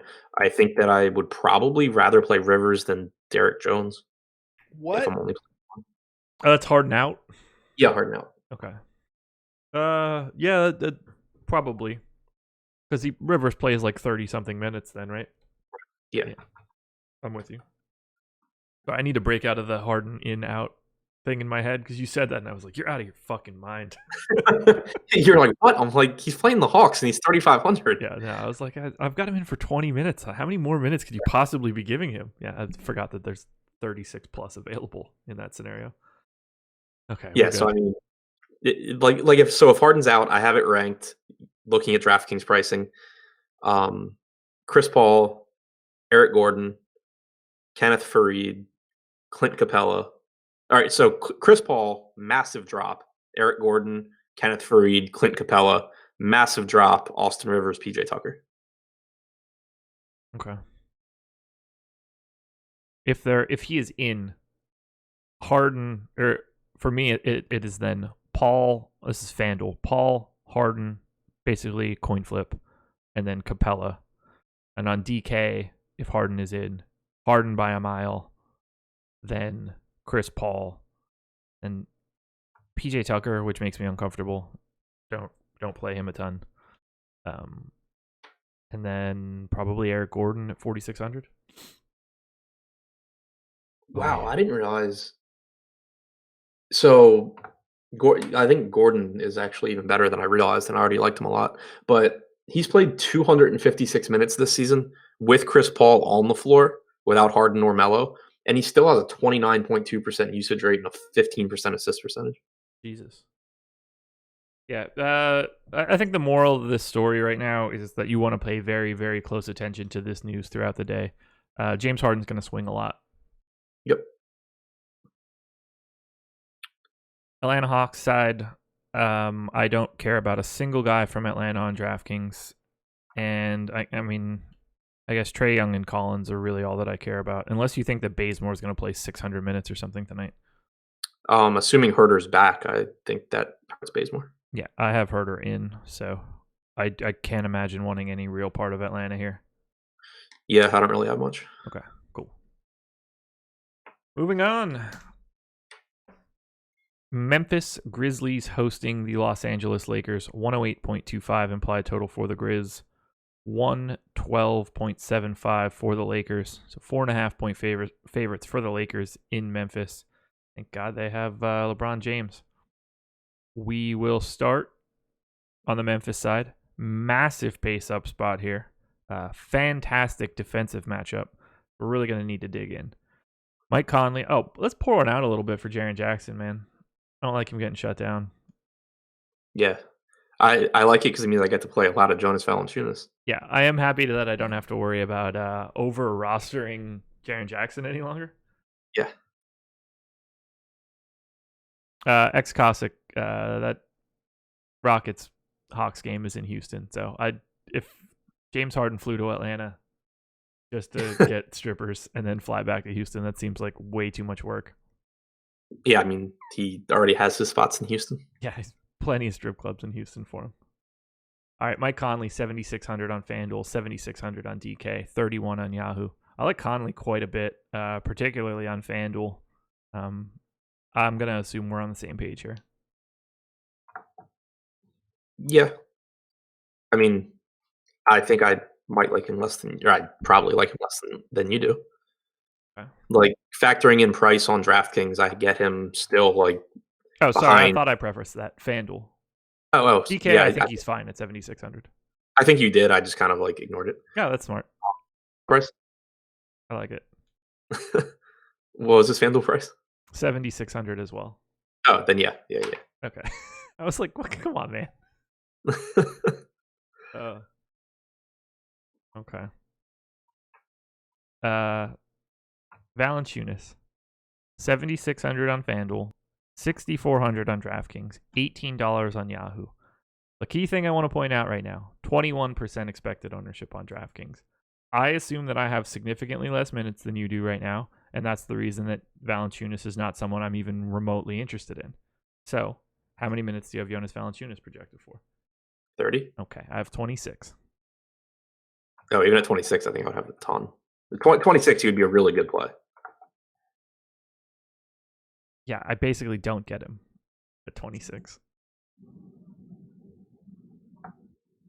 Okay, let's play the minutes game. So you've got him at 30. How many minutes did you give to Noah? I'm going 23 on Noah. Jesus. Okay, Ivan Robb. Like 23. I'm basically just doing what they did last game. Okay. Chandler Parsons. 18. 20. Bruno Caboclo. 19-ish. How do you have all of these guys with that many minutes? Who's not playing? I have like 15 on Bruno. Every single guy that I've named, you've given more minutes. So either you're projecting 255 minutes for the Grizzlies, which is not necessarily wrong, or I have a guard in here or something that I shouldn't have. How many minutes did you give it to Justin Holiday? So I'm like a minute and a half high right now. Hang on. On everybody? No, total. Oh. So I agree if it's all an individual thing. I have Holiday at like 25. Okay, so right there we can talk. I have too many minutes going to Justin Holiday. I will walk him down to... I think like 20, I don't know, 26 is probably closer to right. That's what I just gave him. I'm going to move 2 of those minutes from Bruno. And then 20 to Rob. I'll go up to 28 on Jonas. Okay, Conley's minutes don't matter in this. DeLon Wright, I have a 28, which might be aggressive. 27. Okay. Avery Bradley? 30. Okay, I have 32 on Bradley.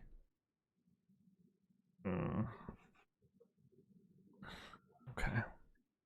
Go to 30 on Bradley. I just want to make sure we're on the same page when we do this, so... I'm still 2 minutes high.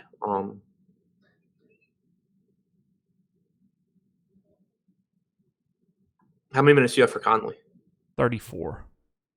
Okay, I have 32. He's playing more than 32 if this game's close. I'll go 28 on Valanciunas just because I don't need 30 anyway. I have 28 now, so that works for me. I guess conceivably I can give 2 more minutes to Noah. So you think Conley only played 30 last game because it was a back-to-back? Look, I'm not really confident in anything the Grizzlies are doing. If Chandler Parsons and Bruno Caboclo are playing like 18 and 19 minutes, I don't know. Why did Avery Bradley only play 19 minutes? I have no idea. Fouls? Yeah, fouls. Conley played 36 in the front half of that back-to-back. So No, I know. That's why I'm kind of like, I'm always torn on what to do with Conley because I don't know the reason that his minutes do what they do. I'm going to sneeze, but I'd be surprised if he didn't play 34 if it were close. All right, so I'll take 2 from Bradley and give them to Conley. Okay, so at which point I still like Conley like I did. I don't get anywhere near the 21% expected ownership, though, for Jonas. I have him as a 1.3 fantasy point per minute guy for today in 28 minutes. Am I just like comically low? I'm at 1.4. All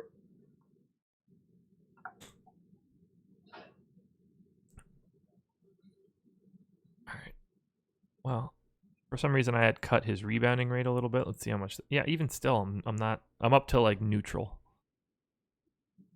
I like him. I don't like him like crazy or anything. I like DeLon Wright a lot at 3,800.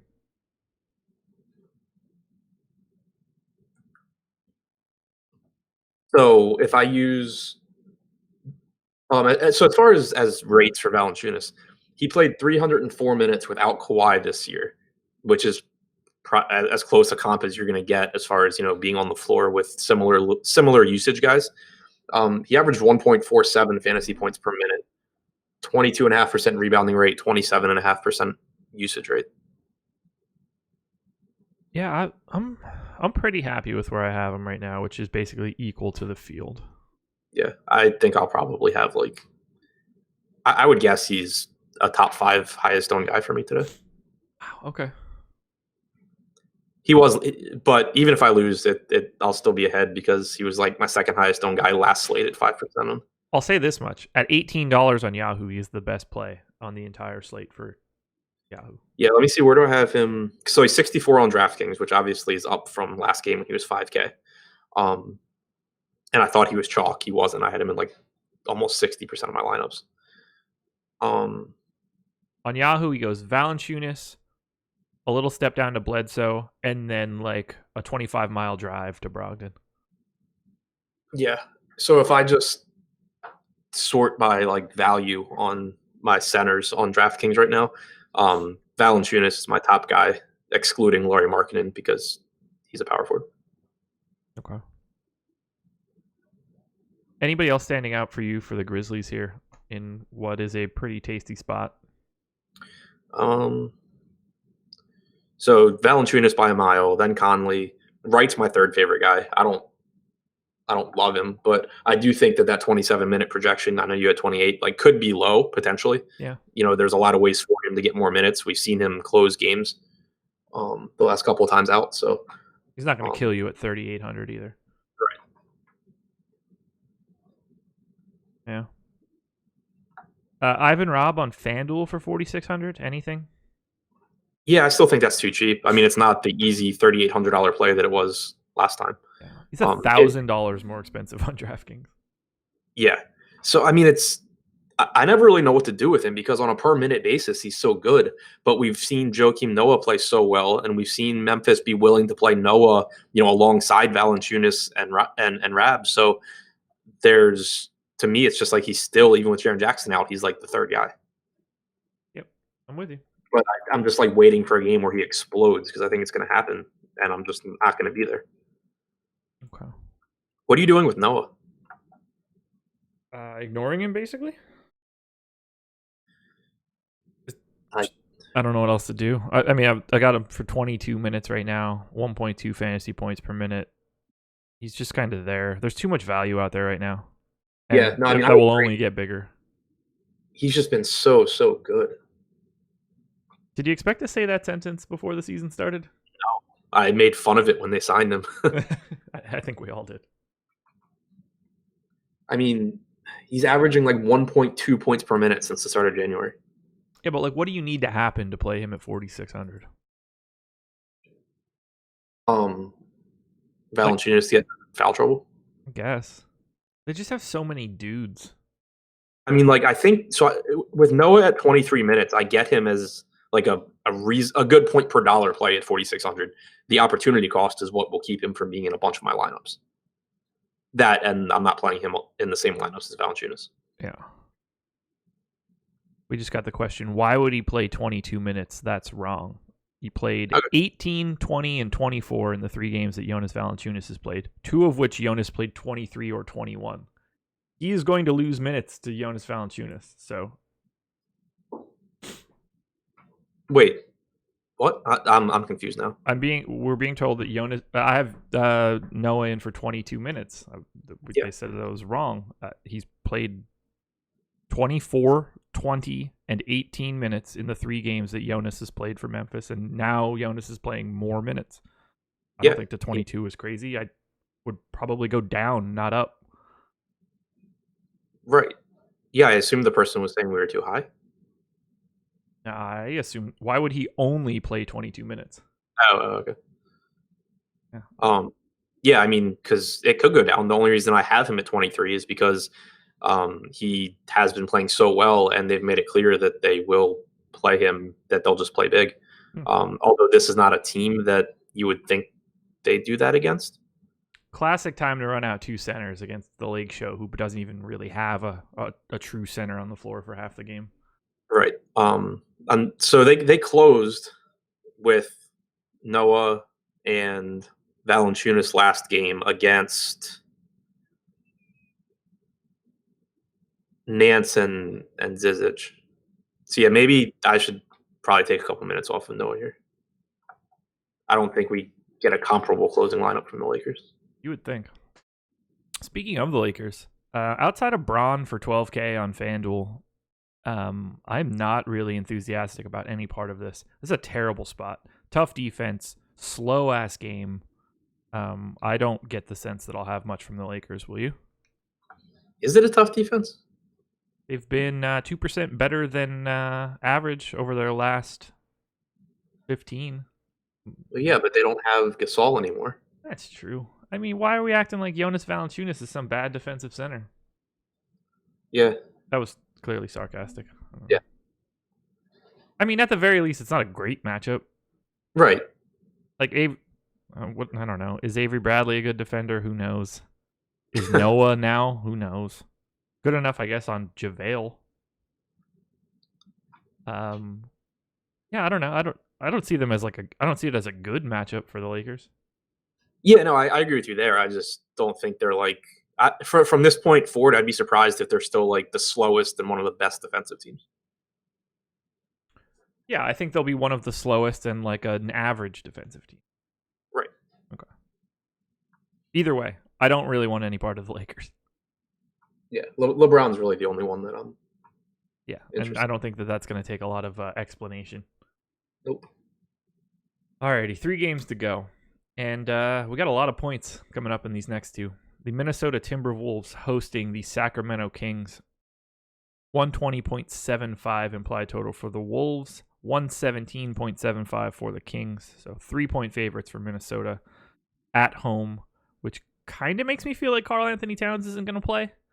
But if he didn't play, then is he probable? Yeah. Oh, okay. I would have assumed Minnesota was a bigger favorite than that. Nice pace up spot for Minnesota. 10-8 on FanDuel for Cat, 10-1 on DraftKings, 48 on Yahoo. In the surprise of all surprises, I like Cat more than the public. I'm shocked. But yeah, he is listed as probable. Okay. Yeah, I mean, I like him. I'm at 3,600. I'd rather play Valanciunas. So would I. But he still grades out well for me. That's Towns for you. 1.5 fantasy points per minute. Pace up spot. Can't beat it. 120.75 implied total is the second highest number on the entire slate. Going to be a lot to go around here.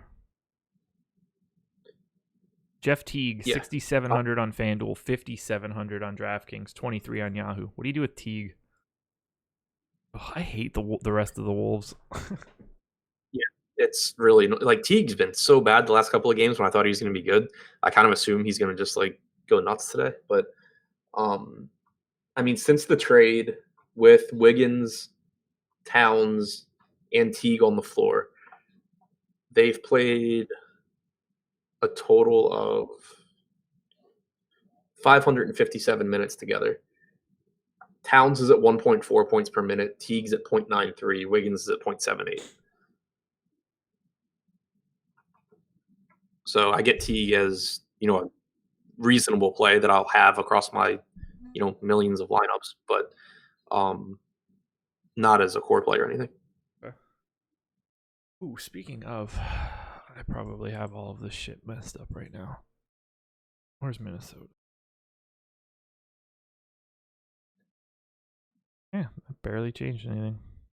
Okay. Anybody else from the Wolves? I don't see much outside of like shares of Wiggins or Rose, but otherwise I don't really want anything here. It's still confusing to me how kind of useless Saric has been. I'm like still waiting for that to end. Yeah, maybe he's just not good. Yeah. I just keep wanting him to be back on the Sixers, and maybe it's just having like a million spots to go to without like hoping you get an extra couple minutes out of Saric that haven't been there lately. I have Saric in for 23 minutes. That's a typo. Yeah. I have him at 26, but your 23 is more in line with what he's been doing.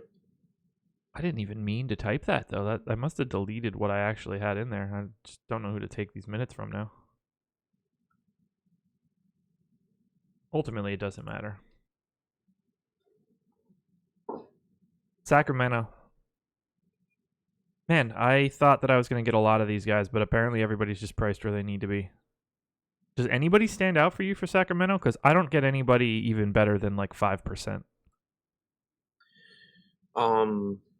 Trying to get to them now. My guess is Marvin Bagley. Yeah, I mean he's up to 6,500. Bogdanovich at 5K is still pretty nice. I like their DraftKings pricing, kind of. I like it on Willie Cauley-Stein, I don't know, but like that's about it. Yeah, I don't know why they're not projecting for me. Yeah, they're not projecting well for me either. I think they're just priced where they should be. I mean, I think this is another spot where Cauley-Stein plays around 30 minutes. Like, I've got him in for 26. I like him more than the public. It's not going to be hard to get to him. Miles Turner went through shoot around. Okay. Good to know. Bagley. God, I love Bagley. Love? What do you just projected for? No, I didn't mean like from a fan. You just like him in general. Yeah, and I mean, so he played 34 minutes 2 games ago. He played 36 last game. Granted, Bogdanovich was in foul trouble, and Bagley got extra minutes because of that. But I think that you can give Bagley like 32 minutes. He's been incredibly good on a per minute basis. Like he's going to end up coming out as my favorite play on the Kings, I think. I don't have anybody coming out as any sort of priority. I'll have little bits of all of these guys. Yeah, I have. I mean, I have Bagley as a good play at 6,500. Yeah, I have him in for 30 minutes, so I could probably find him a couple extra. Somebody's out. Who the hell's out for the Kings? Somebody that's a 4. I mean, Bielitsa no longer plays. Yeah, I think he's gonna play today. Oh yeah, no Corey Brewer today. Oh, okay. So I think we could see Bielitsa back on the floor. Brewer didn't play last game. I thought he did. I thought he played like. Burks picked up his minutes. Who did? Burks. Really? You are absolutely right. All right. I already have Burks at that amount of minutes. Oh, well, Marvin Bagley just got an extra 2 minutes. Who the hell else is going to pick those up? If I give Willie Cauley-Stein 28 minutes, I'm going to have so much Willie Cauley-Stein tonight, and that never goes well. It does not. For me. I'm going to have to do that. 28.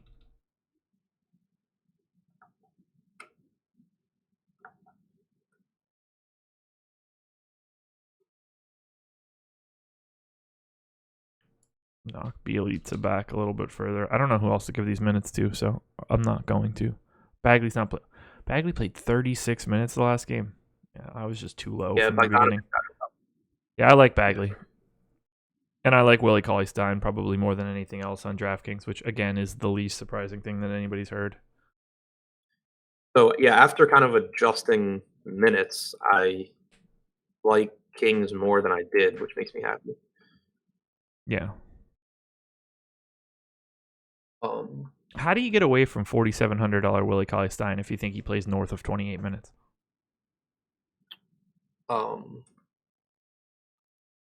Because, only because he's a center.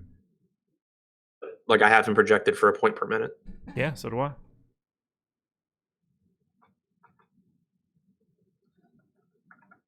I think you really just have to rotate through some of these Sacramento guys. Yeah. One thing to keep in mind, and I had mentioned it either on a show or in an article last time, but Bogdanovich is cheap, and like he certainly has appeal at his price tag. He's good, but he does take a bit of a hit when he plays alongside the starters. So just at least be careful with his rates. Don't just blindly plug in what he's been doing all season long when he spent a lot of time as the backup point guard or the backup two. Yeah. Yeah, I'm in for Bagley. I'm in for Willie Cauley-Stein. If I get any Fox or Heald or Harry Barnes on DK, man, that dude just does not do anything on the basketball court. I'm okay with it, I guess. Alongside Fox this year, and I'm pulling it up to double check, but I think Bogdanovich is like 0.8 fantasy points per minute. Conscious machine. Yep, but we're listening to you and just repeating you. That's glad you're getting those tidbits in for us. What? Gee, now they see all Sacramento, as I said. That's our gimmick. Find out what the YouTube chat is saying and tout that. And I still see Bagley and Cauley-Stein and Heald. Yeah, Heald. That's one I don't get to. He's behind the other two for me. Okay. But I have him at 34 minutes. I think that could be low. Another big-time scoring game here if you want to move on. Hang on, let me just make sure I have my De'Aaron Fox where I want it. Okay. Okay, yeah, I'm good.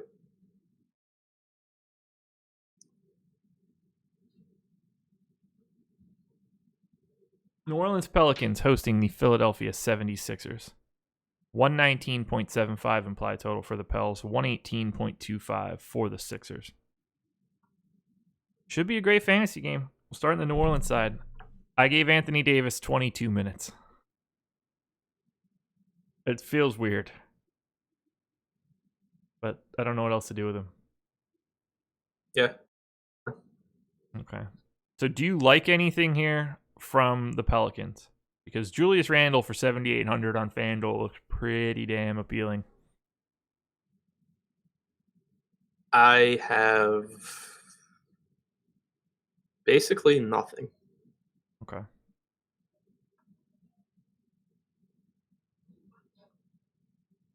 How many minutes do you have Randall at? 32. Okay, yeah, because that's what I'm doing too. I just have no idea. He's still like the huge question mark to me. Yeah.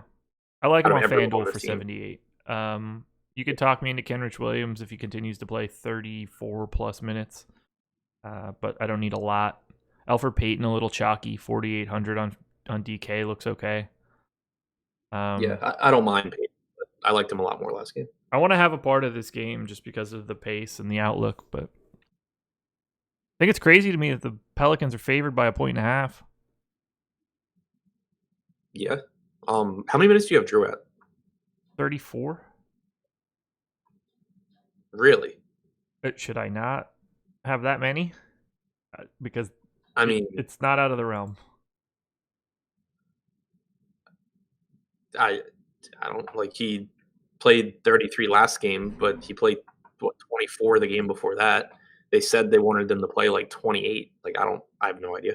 Yeah, I don't. I mean, in I his have no last idea. 3, it's 33, 25, 39. Was that OT? Yeah, I mean No. the 39 was before the minutes limit thing. Sure, the last game before the break, but Yeah, I mean I have 30. I don't know. I mean, I don't like him really one way or the other, so it's not not really impactful Yeah, I'm not for me. right. Yeah, I get Randall and Peyton as like the two guys that maybe end up in some lineups from this team. Yeah. I'm really glad that Check Diallo's price jumped a ton, so I don't have to worry about that. Taking 2 minutes away from Holiday and giving him 32, but it won't matter. I don't really know who to give these minutes to. Oh, Ian Clark played 26 minutes. Why did Ian Clark play 26 minutes? Moore and Miller were out. Yeah, I forgot Moore was out. And because I gambled and accidentally ended up with 20% Stanley Johnson, so of course it all went to Ian Clark. That's a good play. Good work there. Yeah, Check Diallo was apparently such a bad process, but good result play that game. 18 minutes, but just averaged 2 points per minute.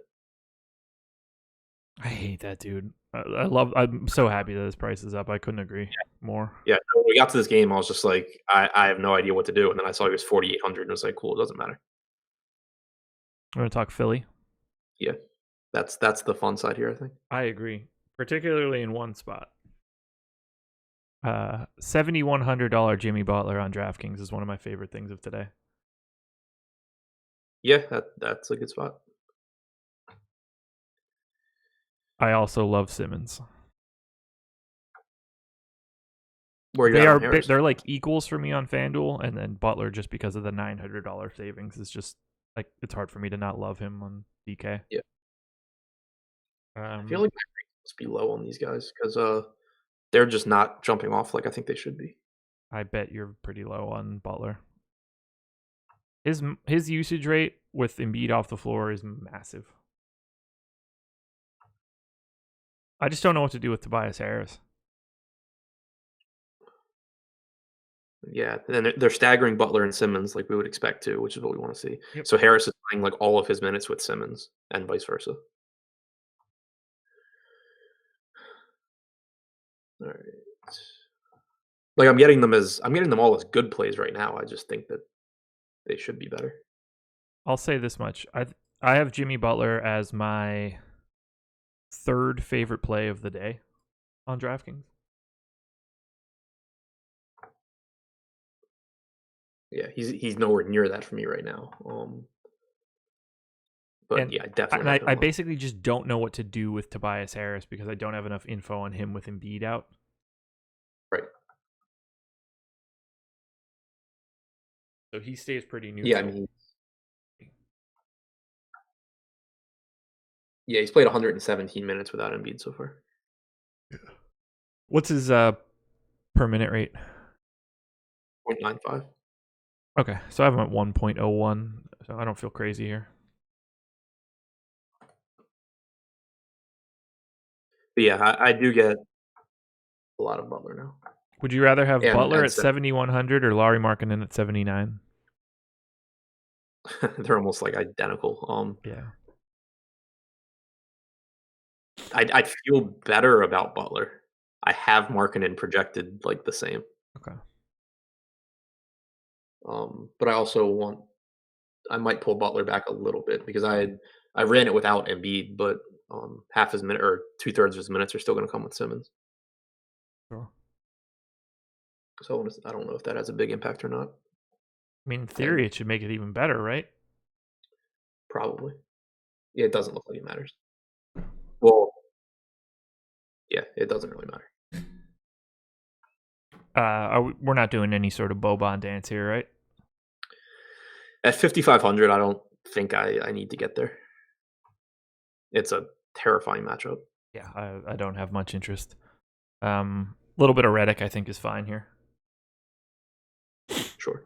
But if you want to be playing Boban, Yahoo, he's $12. Fire that shit right up. Even if it's a bad matchup, $12 Boban is not a problem. But yeah, Jimmy Butler, I'd say, is my favorite across all three sites, particularly DK and Yahoo. Yeah, I'd agree with that. I'm going to have a lot of Philly. Final game, the Los Angeles Clippers hosting the Dallas Mavericks. 115.25 implied total for the Clippers. 110.25 for the Mavs. So 5-point favorites. Do you have Luka in? I hope so. I think so. I always have Luka in, and then I always get burned by it. Yeah, I have him in.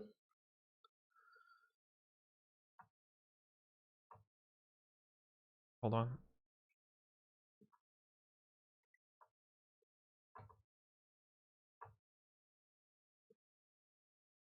Okay. Start on the Clippers side. Is there anybody you care about? Lou Will is the only guy on either FanDuel or DK to have double digits in ownership. He grades out as the best play for me from the Clippers. It's not like a must play or anything like that. I would rather play pretty easily. I basically have no interest in any specific person of the Clippers. Yeah. It's basically Lou Williams for me. Okay. Dallas. 9,500 for Luka, 88 on DK, 43 on Yahoo. I hope he plays. Pace up spot. I like Luka here. I love Luka here. If he doesn't play, I'll be in trouble because it's the last game of the night by 2.5 hours. Yeah. Is that right? Yep. There are 5 games that start at 8 o'clock and then a 2.5 hour delay until Clippers Mavs. Great. What's Luka's eligibility? Point guard, small forward.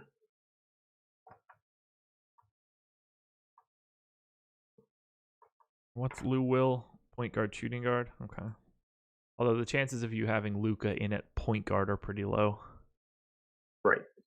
I mean, it's just I'll end up having the global swap to Tim Hardaway or Gallo. I was thinking more swapping to Lou Will. Well, yeah. I mean, that's what I would like to do. Yeah. Okay. Wherever he's a point guard or a guard, it would be Lou Will. Yep. Lou Will, but if he's at forward, I'm screwed.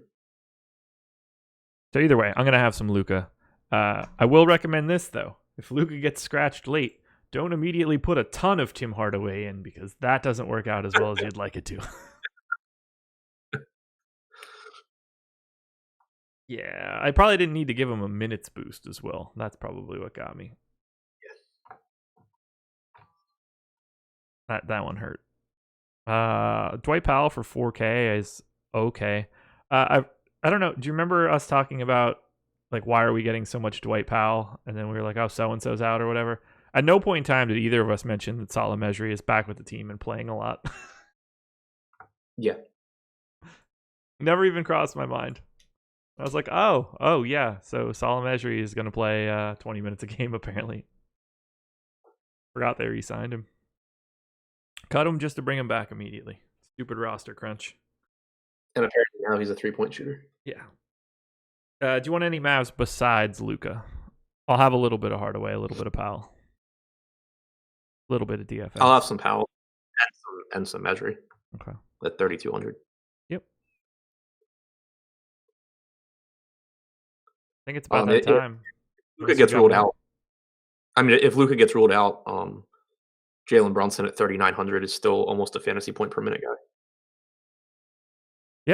Yeah, he's in play for me right now as like a 150 lineups type guy at 24 minutes. So if Luka ends up being out, he's going to climb that quite a bit. Right. Yeah, I mean, I just don't know what to do with Luka because I have him as a really good play. But I also don't want him in like a third of my lineups. No, I'll have him in, I don't know, 20%. I mean, the thing is, he's going to be like he's going to be so low owned. Yeah, you don't have to go too crazy. Get some props. ThriveFantasy.com, everybody. Sign up, get a bonus on the link that I just added to our YouTube chat. I'm going to pick our favorite 5 props here. Let's see what we've got going on. So, first up, what would be fun? Oh my God. I didn't expect to see that name there. Let's go for it. Even action on both sides. 21.5 is the total for points and rebounds. How are you feeling about Thaddeus Young? A way to kick it off. Spell that right. Points plus rebounds, I have like 19.4. So I would be on the under here. Yeah, I would also take the under, which makes me feel very comfortable. Probably not going to take anything on the Giannis prop. LeBron James. You get 105 points for the over, which is not normally something I expect. 33.5 points plus assists. This one is a no-brainer for me. I'm at 35.6. I also have him at 35.6. So, yeah, we're going to smash the over on LeBron.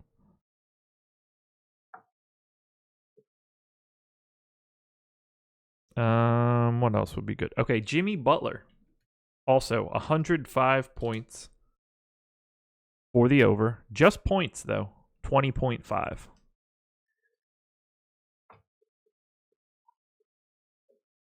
I have 26.2. I have 24.1. Gonna go just a hair over on Jimmy Butler there. Yeah. Jeremy D is Thrive simple to comprehend. If this isn't simple to comprehend, you are not playing fantasy sports. Yeah, pretty much. They're basically yes or no questions. Yes or no, does Danilo Gallinari score over 24.5 points plus rebounds? If he does, you get 100 points. If he doesn't, you don't lose anything, but you don't get 100 points. Points plus rebounds, 24.5. Even action, I've got 26.3. Who was it? Gallo.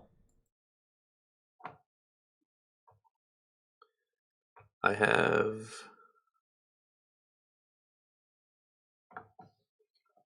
points plus rebounds. Damn, those are hard numbers to add together.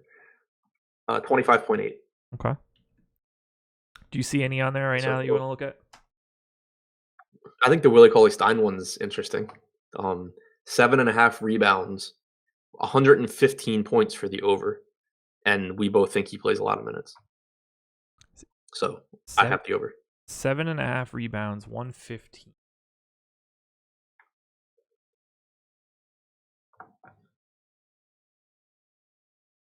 I would have to project him for less than 26 minutes to get fewer than 7.5 rebounds. Oh, that's not how you spell Cauley. 7.5 rebounds. I have him at 8.2. Yeah, I have 8.9 if I give him 30 minutes. If I give him 26 minutes, I get to 7.7. So I would feel really confident in taking the over there. Like, it would probably be my favorite one. Yep, I was just going to say he's the number one play here. Alrighty, I think that's it. So, Tune in later today, 4:45, deeper dive. Adam and Laffy breaking down this 11-game slate once again. Then myself and Fast Eddie will be on from 6 to 7, taking you all the way up until lock. Monster slate. I'll be around most of the day in premium Slack.